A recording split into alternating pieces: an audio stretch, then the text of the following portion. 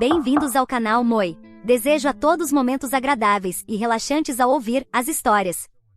Ex-namorado me abandonou e desapareceu com sua parceira de caso, deixando o filho deles na minha porta. Eu o adotei, mas 4 anos depois ele voltou, querendo ser pai novamente. Minha vida aos 29 anos parece um drama de TV no qual fui forçada a participar. Eu enfrentei todas as provações que a vida me lançou, mas agora está ficando demais. Eu estava finalmente à beira de seguir em frente e recomeçar minha vida, mas meu querido ex-marido, o ex, voltou e tornou minha vida miserável e difícil novamente. Me casei com meu marido bem cedo, quando eu tinha 21 anos e ele 25. Éramos namorados de infância, e eu sempre soube que ele era o cara com quem eu queria passar minha vida. Ele era meu veterano na escola e morava a apenas 2 quarteirões de distância. Sempre tive uma queda por ele, e tenho certeza de que ele sabia disso. Na verdade, toda a escola sabia. Mas ele nunca tentou me conquistar. Acho que a diferença de idade o impediu, e com razão, ou seria muito estranho e problemático. Depois que ele se formou, foi estudar engenharia em uma das melhores faculdades do país.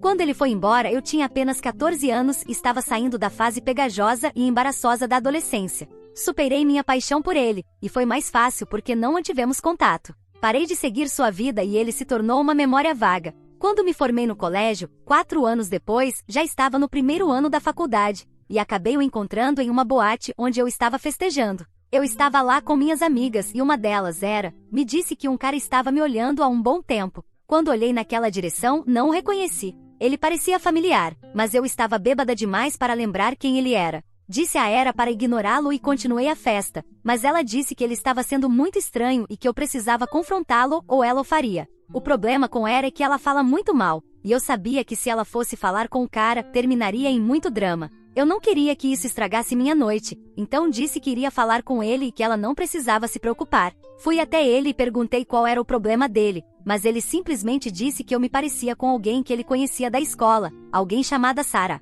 Começamos a conversar e então percebi que ele era o mesmo cara por quem eu tinha uma grande queda na escola. Naquele momento eu já o tinha superado completamente e podia brincar sobre isso e rir de mim mesma. Ele pediu meu número, mas inicialmente eu não pensei muito nisso. No entanto, gradualmente ficou evidente que ele estava tentando me conquistar. E Deus, aquilo era tão gratificante. Aqui estava um homem que me perseguia como um garoto apaixonado, e ele era o mesmo cara que me fazia corar por anos quando eu era uma adolescente cheia de espinhas. Honestamente, no minuto em que o vi, desenvolvi uma nova queda por ele, mas deixei que ele me conquistasse por um tempo. Eu estava adorando a perseguição e não ia facilitar para ele. Ele já havia se formado na faculdade e estava indo muito bem na vida. Logo, ao nos tornarmos amigos, percebi que poderia contar com ele para apoio emocional. Eu podia falar com ele e me sentir melhor. Parecia uma verdadeira parceria. Ficamos próximos muito rápido, e era como ter uma paixão pelo meu melhor amigo. 6 meses depois de nos encontrarmos por acaso, ele me chamou para sair, e foi então que minha crença na nossa união se reafirmou.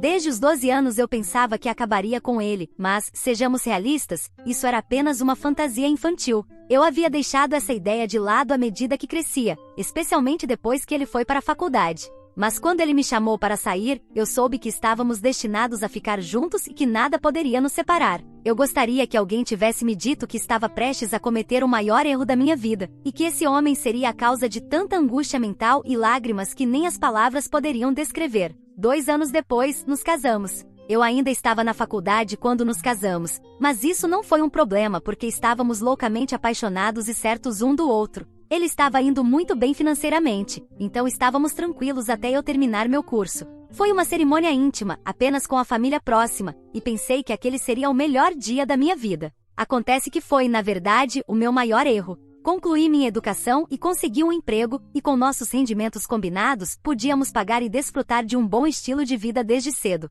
Éramos muito felizes, ou pelo menos foi o que eu pensei. Fiz o meu melhor para ser uma boa esposa e amiga para ele, e não tinha do que reclamar dele também. Claro, tivemos nossos altos e baixos como qualquer casal, e nem sempre era perfeito, mas sabíamos onde estavam nossas prioridades. Logo após a formatura começamos a tentar ter um bebê. O ex sempre quis uma família grande, e eu sabia que podíamos pagar por isso, então concordei. Idealmente, eu teria preferido que tirássemos um tempo só para nós, mas ele realmente queria isso, então segui adiante. Afinal, não estávamos ficando mais jovens, e eu sabia que nem sempre era fácil conceber. Esperava que fosse rápido e alegre, mas nunca imaginei que estava prestes a passar pelos meses mais desgastantes da minha vida. Tentamos muito no começo. Não estávamos estressados, éramos dois jovens saudáveis e nenhum de nós tinha histórico médico. Idealmente não deveria ter sido um problema. Mas de alguma forma, não conseguimos conceber. Por volta do 4º mês de tentativas, comecei a me sentir um pouco desanimada. Mesmo sendo ideia principalmente de Wes, eu já estava entusiasmada e esperava aumentar a família. No 6º mês, eu sabia que algo estava errado e disse a Wes que precisávamos ir ao médico.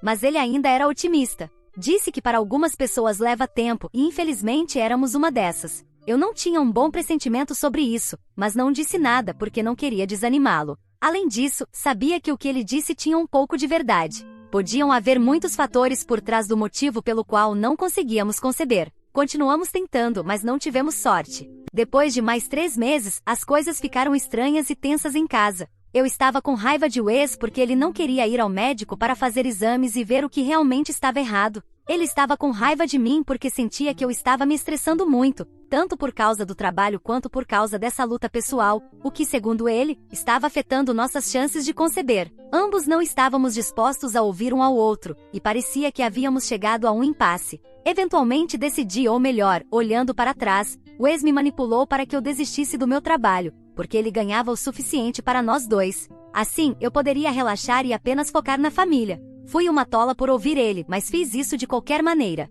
Sabia que essa era a única maneira de sair desse ciclo, e para ser honesta, estava esperançosa de que a pequena teoria dele fosse provada certa e acabaríamos com o bebê pelo qual estávamos nos esforçando tanto. Deixei meu emprego, fiz tudo o que ele pediu, mas simplesmente não funcionou. Eu estava frustrada e ele também. No final, ambos percebemos que não tínhamos outra opção a não ser ir ao médico e ver qual era o problema. Tivemos que fazer várias visitas aos médicos e passar por muitos exames. No final, descobrimos que eu nunca poderia conceber filhos de Wes naturalmente. Foi um golpe devastador para ambos. Eu estava perfeitamente saudável e fértil, mas simplesmente não éramos uma boa combinação. Pense em Mônica e Chandler de Friends, mas a única diferença é que eu não tinha nenhum apoio do meu marido, muito menos o tipo de apoio que Chandler deu a Mônica. Foi um momento difícil para nós como casal e nos distanciamos um do outro. Ele me culpava por ser a única com o problema, porque não queria admitir que era algo que ninguém poderia ter previsto e que se houvesse um problema, ambos éramos partes iguais nisso.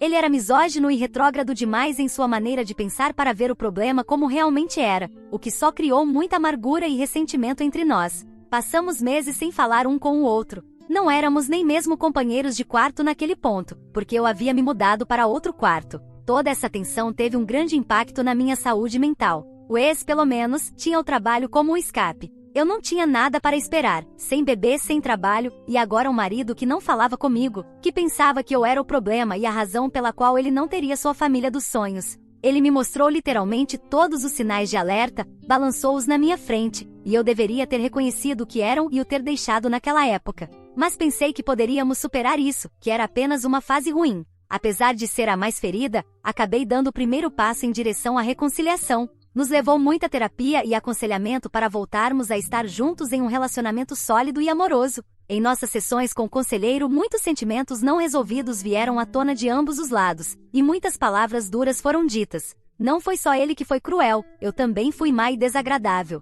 Ambos estávamos sofrendo, e em vez de enfrentarmos isso juntos como parceiros, estávamos presos em um jogo de culpas, sem querer ver a situação pelo que ela realmente era. Nosso terapeuta, no entanto, foi uma bênção e lenta, mas seguramente as coisas começaram a melhorar. Pensei que o pior finalmente havia passado e que agora podíamos começar a olhar para o futuro, mas eu simplesmente não percebi o quão errada eu estava. E a razão para o comportamento mudado dele era completamente diferente. Eu estava cega e apaixonada demais para perceber os sinais pelo que eles realmente eram, e acabei permitindo que esse homem me pisoteasse e me quebrasse de maneiras que eu nunca poderia ter imaginado, nem mesmo nos meus piores pesadelos. Como eu disse, as coisas melhoraram alguns meses depois da terapia, e nós começamos a voltar ao normal. Eu tinha conseguido um novo emprego, e embora não pagasse tanto quanto o anterior, ainda era bom e me mantinha ocupada. Wes e eu não falávamos mais sobre filhos depois disso, e nosso terapeuta nos aconselhou a abordar o assunto com muito cuidado, e de preferência apenas depois de algumas sessões a mais. Eu ainda estava magoada com toda a situação, mas minha perspectiva havia mudado bastante. Eu percebi que mesmo que não pudéssemos ser pais biológicos, poderíamos adotar e formar uma família dessa forma. Eu não sabia se o ex estaria de acordo com isso, por isso não disse muito, mas genuinamente pensei que era uma boa ideia e algo que poderíamos considerar. Naquele ponto já tínhamos 3 anos de casamento, e enquanto os nunca mais trouxe à tona o assunto de ter filhos, nós estávamos nos acostumando com a nossa nova realidade. No entanto, 1 ano depois, recebi o maior golpe da minha vida. A pandemia de Covid tinha começado e nos estágios iniciais, todos estávamos preocupados com o que era a doença e ficamos trancados em casa. Tanto o ex quanto eu estávamos trabalhando de casa, e havia tanta incerteza naquele ponto que ninguém sabia quando as coisas voltariam ao normal. E um dia, o ex simplesmente desapareceu. Eu estava trabalhando, e ele disse que iria comprar mantimentos. Eu lhe disse para trancar a porta ao sair e continuei trabalhando. 1 hora depois, ouvi a campainha tocar. Lembro-me de me sentir irritada, porque só poderia ser o ex, e eu tinha dito explicitamente para ele trancar a porta e levar a chave, para que ele não me incomodasse. Fui abrir a porta e vi um menino pequeno parado lá com uma bolsa e uma carta na mão. Ele me disse que o papai e a mamãe lhe deram uma carta e que eu deveria lê-la. Quando vi a carta, meu coração se partiu em 1 milhão de pedaços. A carta era endereçada a mim, e era de Wes. Eu reconheci a caligrafia dele. Basicamente, ele dizia que aquele era seu filho, e que ele estava tendo um caso desde que começamos a tentar conceber, porque havia uma desconexão emocional e distância entre nós que ele simplesmente não conseguia superar. Tudo começou como algo puramente físico, mas quando ele descobriu que eu nunca seria capaz de ser a mãe do filho dele, algo dentro dele mudou. E foi nesse momento que sua parceira de caso ficou grávida. Então, ele achou que era uma intervenção divina, e que ele estava destinado a ter o bebê, e ele e sua parceira de caso seguiram em frente com isso. No entanto, ele dizia que estava ficando insuportável para ela e para ele ficar longe, e que ele estava partindo com ela, mas deixando o filho deles comigo. Quando li pela primeira vez, parecia que alguém estava me pregando uma peça, mas ao mesmo tempo, meu telefone vibrou e eu recebi a mesma mensagem, palavra por palavra, via texto de Wes. Então, eu sabia que não era uma brincadeira. Tentei ligar para ele, mas ele não atendeu minhas ligações e me mandou uma mensagem dizendo que não voltaria e que não falaria mais comigo. Eu simplesmente não podia acreditar no que tinha acabado de acontecer. Em questão de minutos, ele saiu para comprar mantimentos, e agora ele me deixou com uma criança de 2 anos. Corri para o nosso quarto e verifiquei todas as gavetas e armários, e vi que a maioria dos itens importantes e sentimentais dele haviam sumido. A maior parte das roupas dele ainda estava lá, mas ele tinha levado o suficiente para se sustentar e sobreviver. Minha cabeça girava, e eu caí no chão chorando. E então eu vi o menininho, cujo nome eu nem sequer sabia, se aproximar de mim com sua pequena garrafa de água azul e me oferecer água. Eu não sei porquê, mas não senti nada além de amor e pena pelo garoto. Eu deveria ter sentido raiva. Ele era a personificação da infidelidade do meu marido. Eu deveria ter sentido repulsa, porque ele era a razão pela qual minha família desmoronou. E eu deveria ter sentido medo, porque aqui estava uma criança pela qual eu agora era repentinamente responsável, e eu não estava mentalmente preparada para assumir essa responsabilidade. Mas eu não senti nada disso. Eu só senti pena dele. Ele havia sido abandonado pelas 2 pessoas que deveriam amá-lo mais do que tudo. Eu perguntei a ele qual era o seu nome, e ele disse que era Noah. Acho que não tive muito tempo para lamentar, porque sabia que tinha que fazer algo por ele. Colocá-lo para adoção não era uma opção, porque eu sei como funciona o sistema de adoção, e isso teria arruinado a vida dele. Eu poderia tentar entrar em contato com a família dele, mas eu nem sabia quem eles eram. Ou eu poderia adotá-lo. Decidi que tentaria procurar pela família dele. Até encontrar alguém, eu cuidaria dele. Os próximos dias passaram como um borrão. Tanto ele quanto eu estávamos nos acostumando com essa nova realidade. Mas a melhor coisa sobre isso é que ele era uma criança muito fácil de lidar, no sentido de que ele era muito amigável, não desconfiava de mim, e não se rebelava ou me ignorava. Acho que eu era a mais desconfiada dele, mesmo sabendo que ele não tinha culpa de nada. Ele estava preso no fogo cruzado, sem culpa alguma, assim como eu. Talvez essa fosse a razão pela qual eu não conseguia odiá-lo ou ficar com raiva dele. 2 semanas após a revelação, recebi os papéis do divórcio pelo correio. Eles estavam assinados por Wes. Eu não perdi tempo, entrei em contato com meu advogado e resolvi tudo, porque tinha coisas muito mais importantes para lidar. Nos 6 meses seguintes, tentei de tudo para localizar a família de Noah. Até tentei entrar em contato com o ex e pedi que meu advogado fizesse o mesmo, mas simplesmente não consegui encontrar nenhum vestígio deles. Perguntei por aí no trabalho de Wes, mas ninguém tinha ideia de nada. E durante todo esse tempo, lentamente mas com certeza, me apeguei a Noah. Ele se tornou a luz da minha vida. Eu nunca me senti tão feliz como me sentia quando estava com ele. Eu simplesmente amava o garotinho tanto, e parecia que ele realmente era meu filho. Ele até me chamava de mamãe, e eu não o impedi. Eu estava lá para ele quando ele tinha pesadelos. Eu ensinei ele a amarrar seus cadarços. Eu pendurava os desenhos dele na minha geladeira. Nós éramos uma pequena família, e demorou um pouco para eu perceber que realmente éramos uma família. Depois de 6 ou 7 meses, quando não consegui localizar nenhum parente biológico dele, decidi adotá-lo legalmente. Eu pensava que seria um problema, mas felizmente meu advogado era ótimo, e a papelada foi resolvida sem problemas. Eu tinha uma mensagem de ex comigo, e fui honesta sobre toda a situação. Disseram que, como se tratava de um caso de abandono de criança, a adoção seria aprovada facilmente e foi. Eu me tornei sua mãe oficialmente, embora eu ache que já me tornei sua mãe na primeira vez que o vi. Eu sabia que não tinha capacidade de abandonar aquela criança e deixá-lo se defender sozinho. Isso simplesmente não era quem eu sou. Desde então, somos só nós dois. Noah tem 6 anos agora e vai para a escola. Ele fez alguns amigos, o que eu já sabia que aconteceria,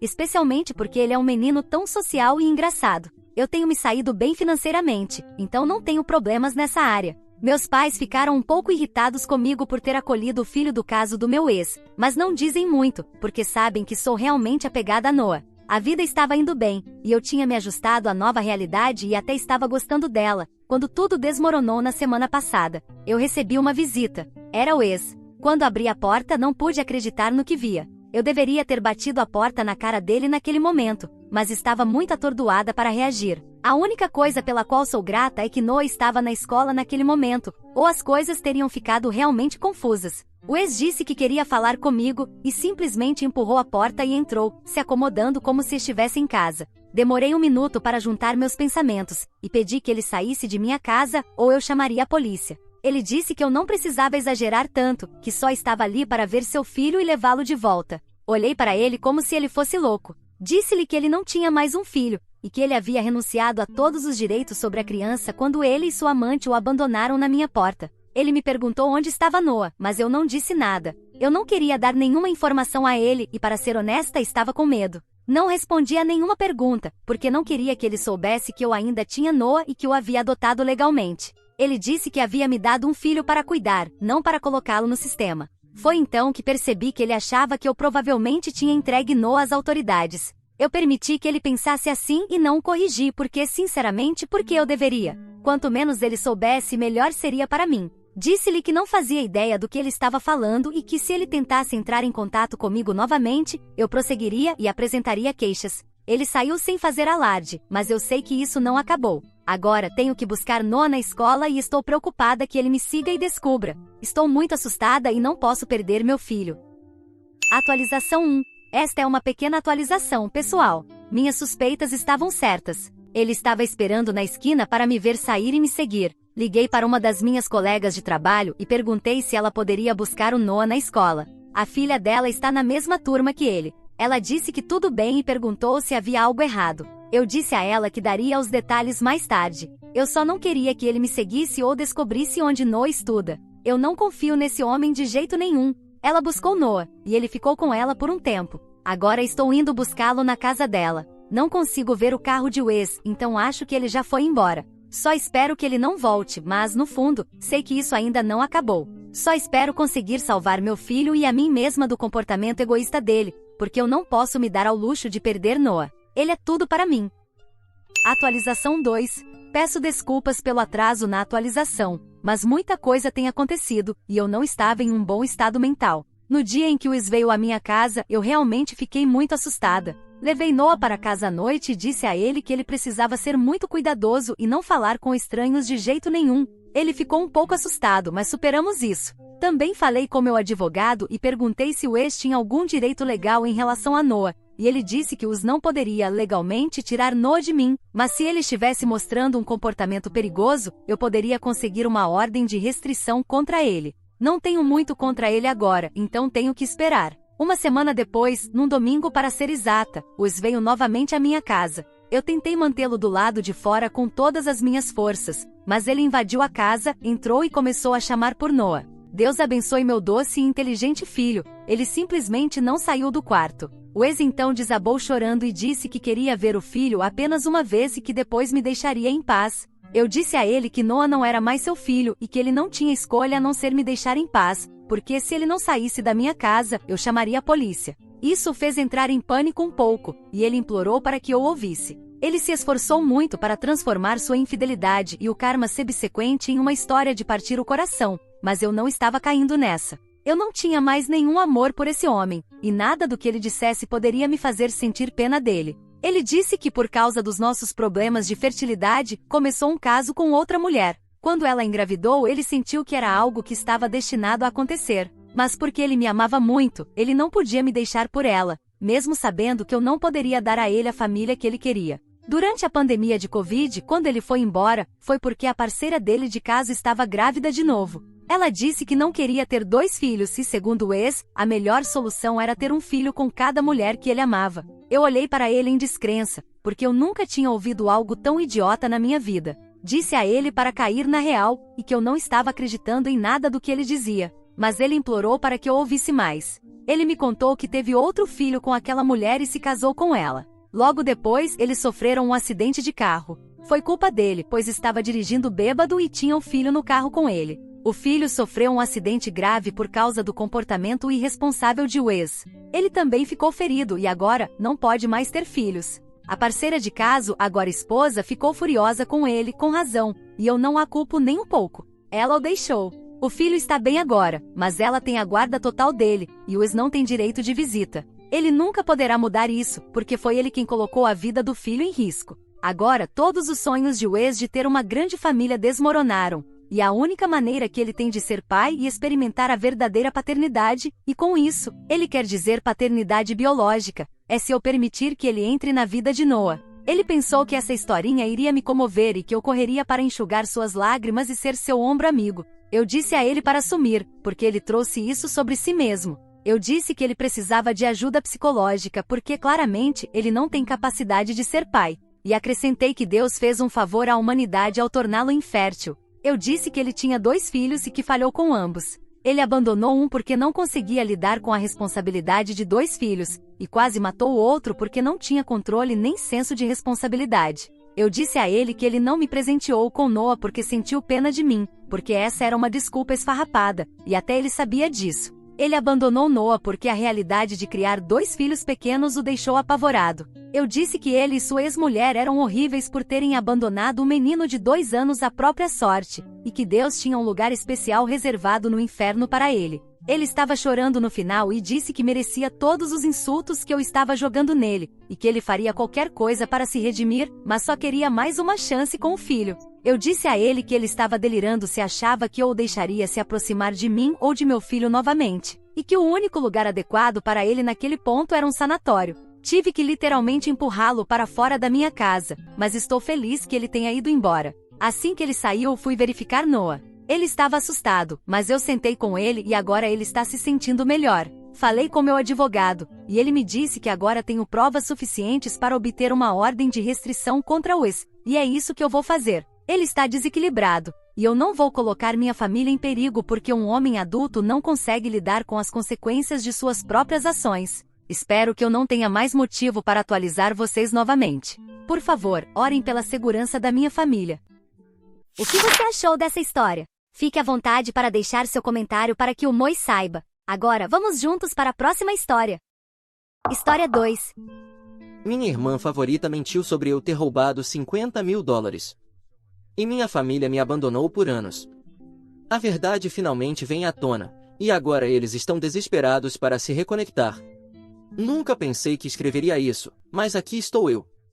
Há 5 anos, minha vida mudou para sempre por causa de uma mentira que minha irmã contou. Sou Mark, tenho 25 anos, e esta é a história de como minha irmã Zoe, de 29 anos, me acusou de roubar o fundo do casamento dela, fazendo com que toda a minha família me deserdasse. Zoe e eu costumávamos ser muito próximos quando éramos mais jovens. Brincávamos juntos, compartilhávamos segredos e nos defendíamos dos valentões da escola. Mas, à medida que crescemos, as coisas mudaram. Zoe se tornou mais distante, focada em sua vida social e popularidade. Eu sempre fui o mais quieto, preferia passar o tempo com um pequeno grupo de amigos ou me perder em livros e videogames. Nossos pais, mamãe, 52 anos, e papai, 54 anos, sempre tentaram nos tratar de forma igual, mas era claro que Zoe era a filha preferida. Ela se destacava na escola, era capitã da equipe de líderes de torcida e parecia navegar pela vida com facilidade. Eu, por outro lado, lutava com ansiedade e achava difícil atender às expectativas deles. Apesar de nossas diferenças, eu ainda me importava com Zoe. Quando ela anunciou seu noivado com seu namorado Tom, 30 anos, 3 anos atrás, fiquei genuinamente feliz por ela. Nossos pais estavam extasiados e imediatamente começaram a planejar o casamento. Eles criaram uma conta de poupança especial, chamada Fundo do Casamento, para ajudar Zoe a ter o casamento dos seus sonhos. Durante 2 anos, nossos pais depositaram dinheiro nesse fundo. Fizeram sacrifícios, trabalharam horas extras e até usaram parte de suas economias para a aposentadoria. Zoe estava eufórica, planejando um casamento extravagante que seria a sensação da cidade. Achei um pouco exagerado, mas guardei minha opinião para mim. Então, cerca de 1 ano atrás, tudo desmoronou. Cheguei em casa um dia e encontrei meus pais e Zoe me esperando na sala de estar. O ambiente estava tenso e pude perceber que algo estava errado. Zoe estava chorando e meus pais pareciam furiosos. Papai se levantou e me perguntou como eu poderia fazer uma coisa dessas. Confuso, perguntei do que ele estava falando. Foi então que Zoe me acusou de roubar todo o fundo do casamento. Ela afirmou que me viu entrando sorrateiramente no quarto de nossos pais, onde guardavam documentos importantes, e que grandes quantias de dinheiro vinham desaparecendo da conta nos últimos meses. Fiquei chocado. Eu não tinha feito nada disso e disse isso a eles. Mas Zoe continuava chorando, dizendo que tinha provas. Ela mostrou aos nossos pais extratos bancários com saques que coincidiam com momentos em que eu estava sozinho em casa. Ela até tinha um vídeo de baixa qualidade em seu telefone que mostrava alguém que parecia comigo entrando no quarto dos nossos pais. Tentei explicar que não era eu, que nunca roubaria da minha família, mas eles não quiseram ouvir. Mamãe estava chorando, perguntando como eu poderia traí-los dessa maneira. Papai gritava, me chamando de ladrão e uma vergonha para a família. Zoe simplesmente estava sentada lá, com lágrimas escorrendo pelo rosto, me olhando com o que parecia ser uma mistura de raiva e pena. Suplicava para que acreditassem em mim, que me dessem uma chance de provar minha inocência, mas suas mentes já estavam decididas. Papai me disse para pegar minhas coisas e sair. Ele disse que eu não era mais bem-vinda em sua casa ou em suas vidas.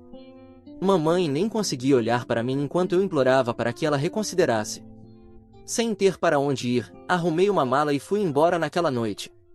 Dormi no sofá de um amigo por algumas semanas, tentando descobrir o que fazer. Eu estava devastado, não apenas porque havia perdido minha família, mas porque eles acreditaram tão facilmente que eu era capaz de fazer algo tão horrível. Durante o ano seguinte, lutei para reconstruir minha vida. Encontrei um pequeno apartamento e um emprego em uma livraria local. Não era muito, mas era algo. Tentei entrar em contato com minha família várias vezes, enviando e-mails e deixando mensagens de voz, mas eles nunca responderam. Era como se eu tivesse deixado de existir no mundo deles.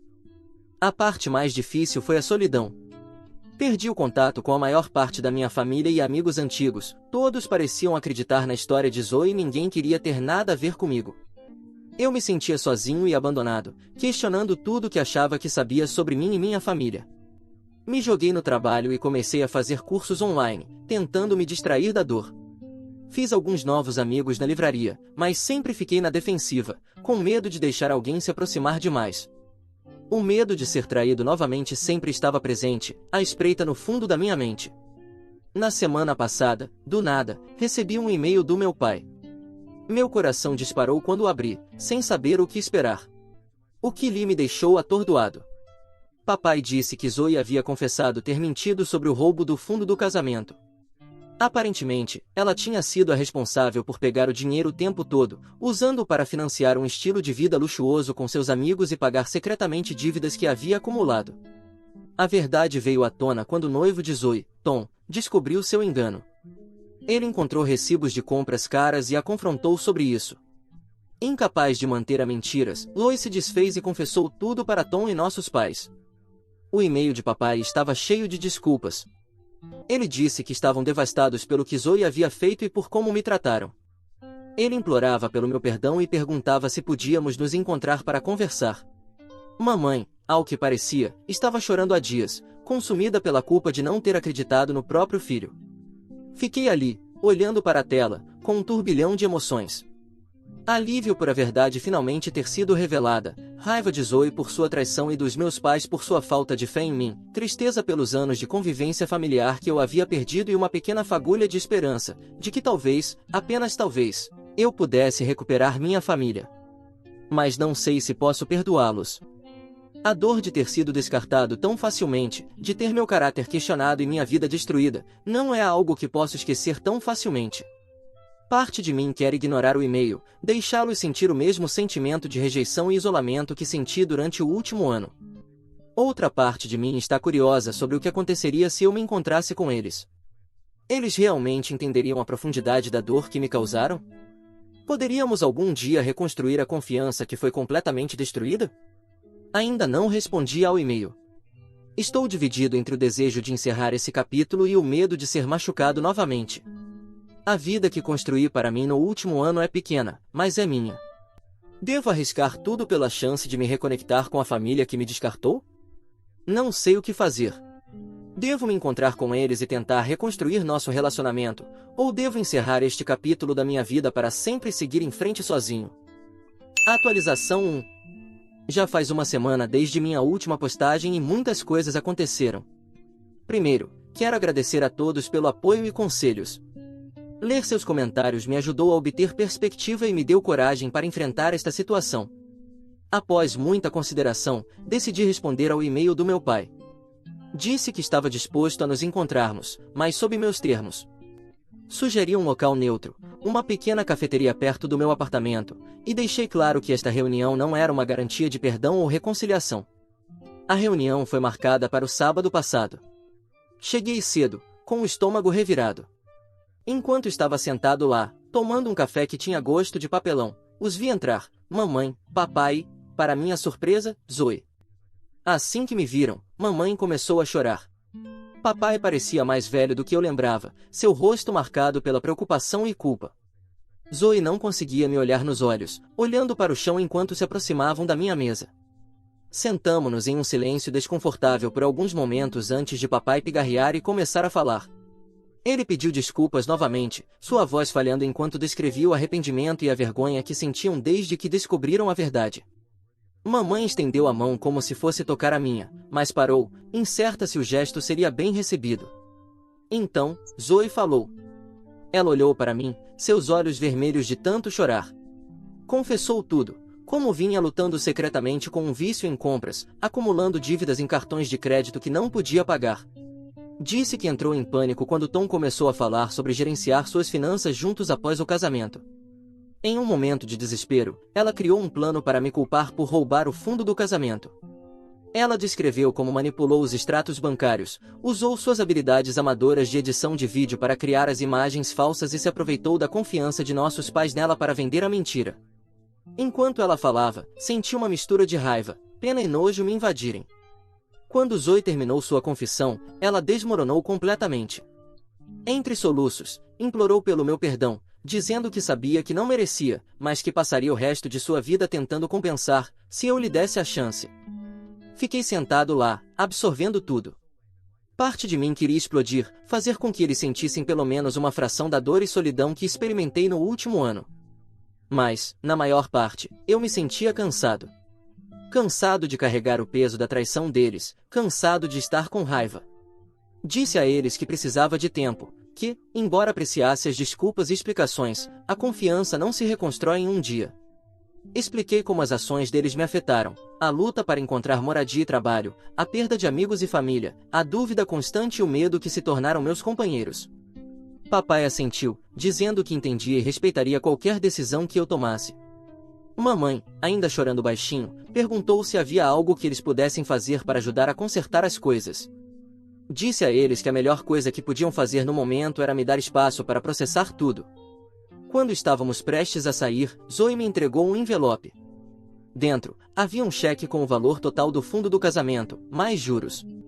Ela disse que era o mínimo que poderia fazer, embora soubesse que não poderia começar a compensar o que havia feito. Saí daquela reunião me sentindo esgotado, mas de alguma forma mais leve. A verdade havia sido revelada e, pela primeira vez em um ano, senti que podia respirar livremente novamente. Mas ainda não tenho certeza sobre o futuro do meu relacionamento com minha família.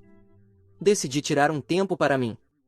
Estou usando parte do dinheiro que Zoe devolveu para reservar uma viagem curta, para algum lugar onde eu possa limpar a cabeça e pensar no que quero para o futuro. Disse à minha família para não me contatar por um tempo, que os procuraria quando estivesse pronto. Enquanto arrumo as malas para a viagem, me pergunto, é possível perdoar uma traição tão profunda?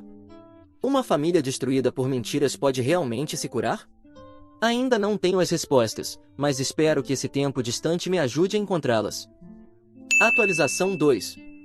Já se passou um mês desde minha última atualização e tive tempo para refletir sobre tudo o que aconteceu.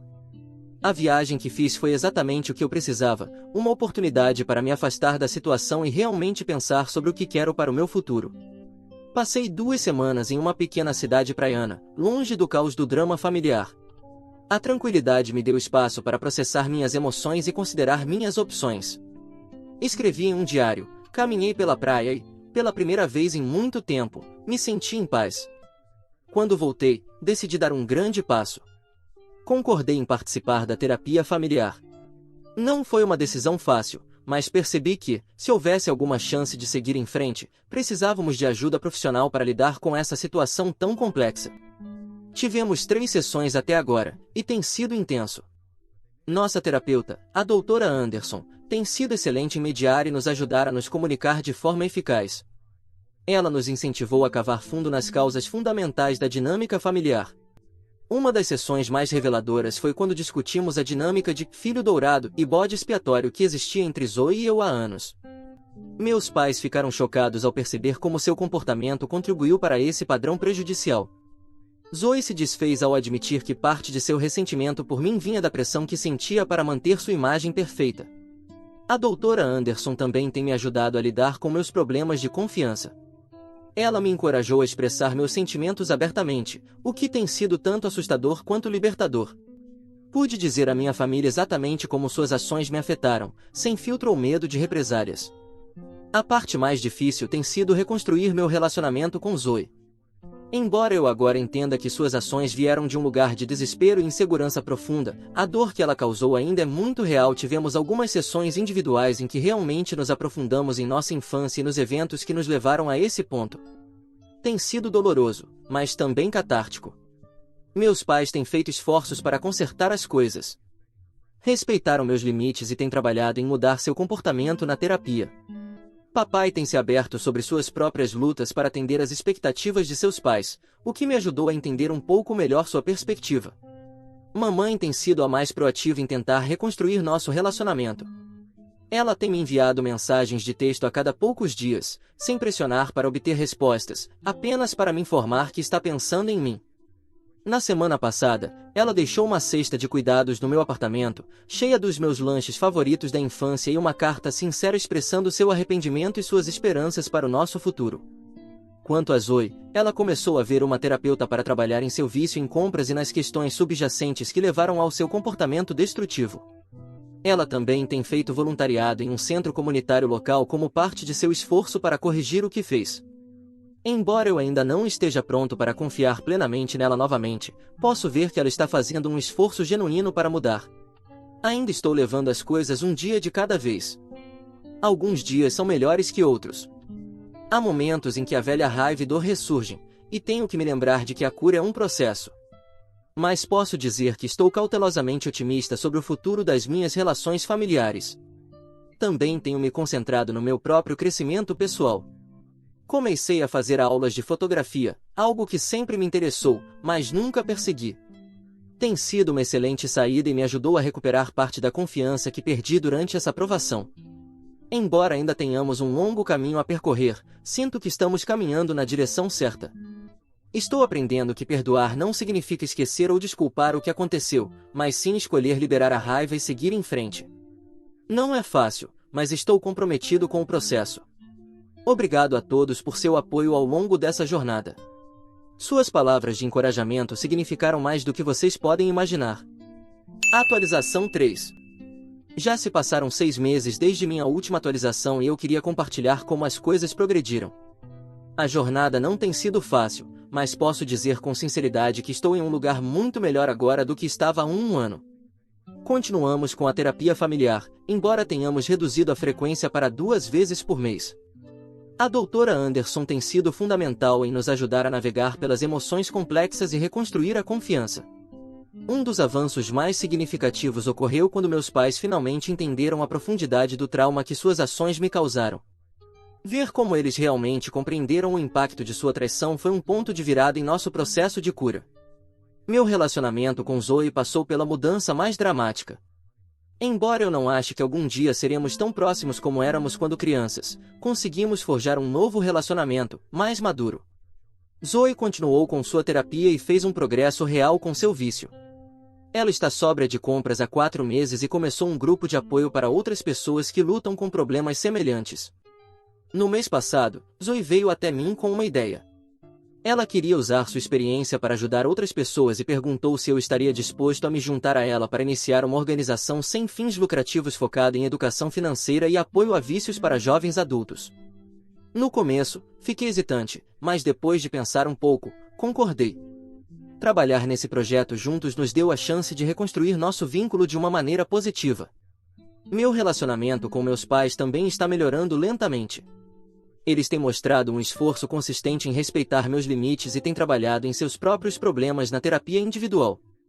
Papai se abriu sobre suas lutas para expressar emoções e mamãe tem abordado sua tendência de permitir o comportamento de Zoe. Já jantei com eles algumas vezes, e embora ainda seja um pouco estranho, está ficando mais fácil. Na semana passada, papai e eu até fomos pescar juntos, algo que costumávamos fazer quando eu era mais jovem. Foi bom passar um tempo juntos sem a pressão de abordar nossos problemas passados. Também comecei a namorar novamente. Conheci Lisa, uma mulher de 27 anos, em uma exposição de fotografia. Ela sabe sobre minha história familiar e seu apoio e compreensão têm sido incríveis. Ainda é cedo, mas estou cautelosamente otimista sobre para onde esse relacionamento pode ir. Olhando para trás no último ano e meio, fico surpreso com o quanto as coisas mudaram. A traição que experimentei foi dolorosa além das palavras, mas também me forçou a enfrentar questões em minha família que estavam latentes há anos. Embora eu nunca deseje passar por uma experiência assim novamente, posso reconhecer que isso levou ao crescimento e à cura que talvez não acontecessem de outra forma. Obrigado a todos por serem parte dessa jornada comigo. Seu apoio e conselhos foram inestimáveis. Embora minha história ainda não tenha terminado, sinto que fechei um capítulo e estou pronto para escrever o próximo. Estou ansioso para ver o que o futuro reserva, tanto para mim pessoalmente quanto para minhas relações em evolução com minha família. Ao encerrar esta atualização, quero deixar vocês com este pensamento: às vezes, as feridas mais profundas podem levar à cura mais profunda. Não é fácil, e certamente não é garantido, mas com esforço, paciência e o apoio certo, é possível reconstruir o que antes parecia irremediavelmente quebrado.